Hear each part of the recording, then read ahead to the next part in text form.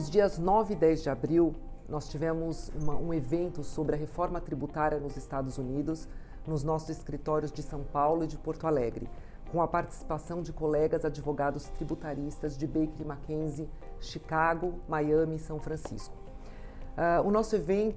Do nosso evento tiveram várias conclusões, mas eu vou falar sobre 2 takeaways que, para mim, foram muito importantes. O primeiro, com relação às subsidiárias brasileiras de multinacionais norte-americanas, muitas delas mantêm uma estrutura de capital até antiga, baseada puramente em capital, em equity, sem ter uma parte de empréstimo intercompanhia. E um dos takeaways da reunião foi que agora, mais do que antes, com a reforma tributária, a redução da alíquota efetiva de tributação nos Estados Unidos, pode fazer sentido uma revisão dessa estrutura de capital das empresas e a adição de uma parte na forma de uma parte do funding na forma de intercompany loan. O outro takeaway com relação às multinacionais brasileiras que possuem investimentos nos Estados Unidos foi com relação à forma desse investimento. E aí discutiu-se muito sobre modelos de reestruturação societária que podem tornar mais eficiente o custo tributário global dessas multinacionais brasileiras em relação aos investimentos nos Estados Unidos. Um dos temas importantes com a reforma americana que se discute são as estruturas de investimento das multinacionais americanas no Brasil e na América Latina em geral. A pergunta que se põe é se ainda faz sentido a manutenção dessas estruturas ou se haveria agora uma oportunidade de reestruturação das estruturas.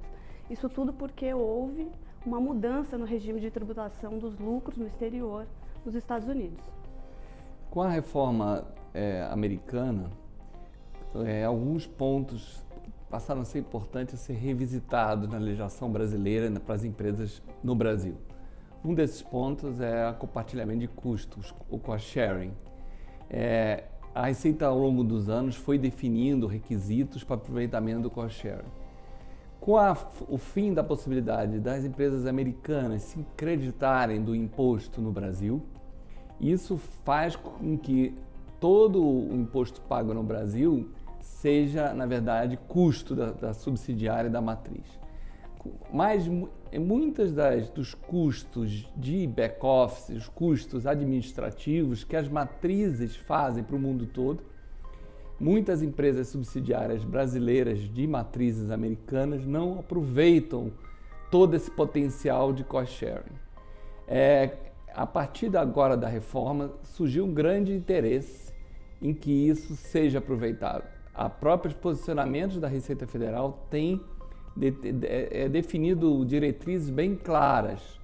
Algumas situações de impostos indiretos, como PIS/COFINS importação, ISS e CID, que têm sido mais exigidas.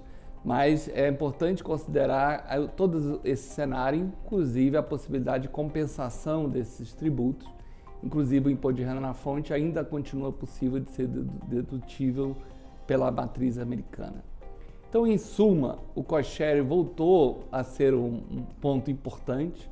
Há uma oportunidade de aumentar esse fluxo de custos no Brasil nós tentamos abordar no evento quais são as condições, as oportunidades e os riscos desse aproveitamento de cost sharing.